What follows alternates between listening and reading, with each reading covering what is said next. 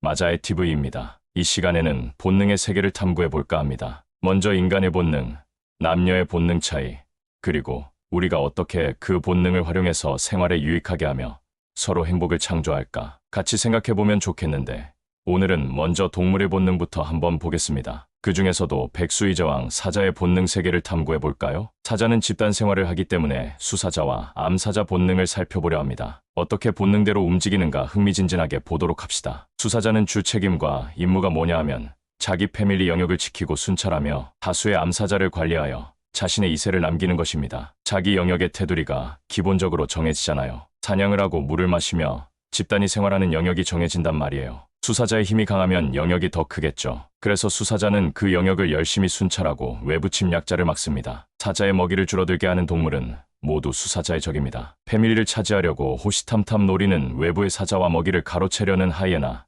치타, 표범 등이 거기에 속합니다. 그렇게 자기 패밀리를 관리하고 자기의 씨를 뿌리는 게 수사자의 역할이에요. 그러니까 수사자 주 임무는 암사자처럼 사냥하는 건 주 임무가 아닙니다. 본능은 아니다. 이렇게 보시면 되겠고, 암사자는 어떤가 하면 암사자는 강한 수컷을 만나서 강한 씨를 받아서 이세를 낳고 그 이세를 먹이고 기르는 것이 우선 암사자의 그 본능에 강하게 박혀 있습니다. 그리고 암사자는 같은 암사자들끼리 힘을 합해서 패밀리를 먹여 살리기 위한 사냥이 본능의 주 업무가 됩니다. 암사자는 좋은 수사자를 만나 강한 씨를 받아서 이세를 낳고 양육하는 것과 먹이를 사냥하는 것이 암사자의 주 임무인 본능입니다. 그렇다면 본능대로 지금부터 어떤 일이 일어나는가 한번 보겠습니다. 지금까지 동고동락한 수사자가 늙어간다. 기력이 쇠잔해간다. 그러면 어떻게 되겠습니까? 그 틈을 엿보던 외부의 떠돌이 젊은 혈기방장한 수사자가 기회를 엿보고 쳐들어오게 됩니다. 그러면 현재 맹주인 수사자하고 싸우게 되는데, 아무래도 늙어 기력이 없으면 지키는 사자가 싸움에서 지겠죠. 지면은 자기가 몇 년 동안 애지중지 관리했던 그 무리를 눈물을 머금고 떠날 수밖에 없습니다. 추방됩니다. 남겨진 암사자들은 떠나가는 수사자와 정도 들고 했을 텐데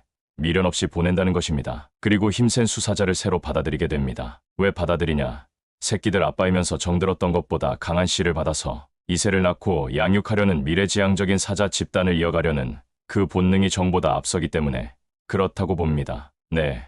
그러면 이런 경우는 어떨까요? 침략자 수사자와 지키는 사자가 서로 싸웠는데 침략한 수사자가 꾀가 좀 많아서 현재 맹주 사자의 뒤로 돌아가서 다리를 물어버렸다고 합시다. 그래가지고 어떻게 승리를 거뒀다 해보세요. 그러면 거기 집단에 암사자가 8마리 있다 합시다. 그 암사자들이 이긴 수사자를 새로운 주인으로 받아들일까요? 안 받아들일까요? 네, 이 경우는 안 받아들일 가능성이 80%가 넘게 됩니다. 왜 그러냐면 암사자들은 싸울 때 그 모습을 지켜보거든요. 정말 누가 강한 사자인가를 눈여겨봅니다. 그런데 비겁하게 승리를 거뒀다면 자신들이 바라는 강한 사자가 아니기 때문에 받아들이지 않는다는 것입니다. 실제로 그와 같은 사례가 있었습니다. 그 당시에 암사자가 힘을 합해서 그 수사자를 공격해서 의지를 꺾어버렸습니다. 아무리 수사자가 강해도 여러 마리의 암사자를 절대 이길 수가 없거든요. 스스로 받아들일 때만이 암사자들은 수사자한테 맹종하는 겁니다. 받아들이지 않을 때는 여지없이 물어뜯어서 쫓아버린다는 것입니다. 그러니까 암사자가 힘이 없어서 그 패밀리를 침략한 수사자한테 머리를 숙이는 게 아니라는 것을 먼저 우리가 인식을 하고 이어가 보겠습니다. 그 패밀리를 접수한 수사자는 가차없이 전에 맹주가 남긴 새끼 사자를 다 제거해버리잖아요. 그 새끼를 낳고 기른 암사자들은 얼마나 애절하고 분통 터질 일이겠습니까? 그럼에도 새로운 주인 수사자에게 결사적으로 항거하지 않아요. 이미 그 수사자를 받아들였기 때문에 숙명적으로, 본능적으로 강한 이세를 낳아 집단을 계속 이어가려는 본능의 의지가 강하기 때문에, 그러다 보니까 수사자가 암사자의 눈치 봐가면서 전에 수사자의 새끼들을 다 물어 죽여버리는 거예요. 암사자가 새끼만 지키고 있을 수가 없거든요. 사냥도 나가야 하니까 결국 새끼는 목숨을 잃고 맙니다. 그렇다고 새끼 죽였다고 암사자들이 화가 나서 그 수사자를 물어뜯고 그런 거 안 합니다. 그렇다면 이런 경우는 또 어떻겠습니까? 예로 그 집단의 암사자가 3마리밖에 없습니다. 그래, 좀 약간 패밀리죠. 근데 수사자가 영역을 돌다가 떠돌아다니는 암사자를 2마리를 발견해서 같이 그 집단으로 오게 되었다면 3마리 기존 암사자는 낯선 그 2마리 암사자를 받아들일까요? 안 받아들일까요? 이 경우는 받아들일 확률이 80%가 넘습니다. 이 3마리의 암사자는 숫자가 너무 적어서 사냥하는데 좋지 않습니다. 새끼도 기르고 사냥을 하기에는 숫자가 부족하니까요. 실제로 그런 사례가 관찰되기도 했습니다. 암사자가 사냥을 제대로 못한다면 그 집단 패밀리를 이어갈 수가 없는 거 아니겠습니까? 곧 본능에 충실하려면 반드시 일정한 숫자가 있어야 합니다. 암사자가 그 부족 상태에 있는데 마침 다른 암사자가 2마리가 나타나면 기꺼이 받아들여서 같은 패밀리가 된다는 것입니다. 수사자가 내가 둘 데려왔으니까 같이 잘 살아 한다고 받아들이는 건 아니라는 것입니다. 판단은 암사자의 본능이 결정하는 것이지요. 5마리로 늘어나면 훨씬 유용하잖아요. 흔히 우리가 이런 오해가 있죠. 수사자는 낮잠이나 자고 있다가 암사자들이 사냥해 놓으면 제일 먼저 차지하고 먹는다. 이렇게 생각하기도 하는데 이 수사자가 절대 놀고 먹는 거 아닙니다. 영역 지키라. 이세 씨 뿌리라. 너무너무 고된 거예요. 그렇지 않습니까? 암사자들 집단을 임신 한 번 시키려면 수천 번을 교접해야 하는데요. 일주일에 500번을 한다는데 뺑뺑 돌아가면서 해보세요. 전체 수천 번 교접해야 합니다. 수사자가 중노동하는 겁니다. 또 영역을 지키는 거 이것도 보통 일이 아니고 그러니까 놀고 먹는 게 절대 아니에요. 그렇다면 이 경우는 어떨까요?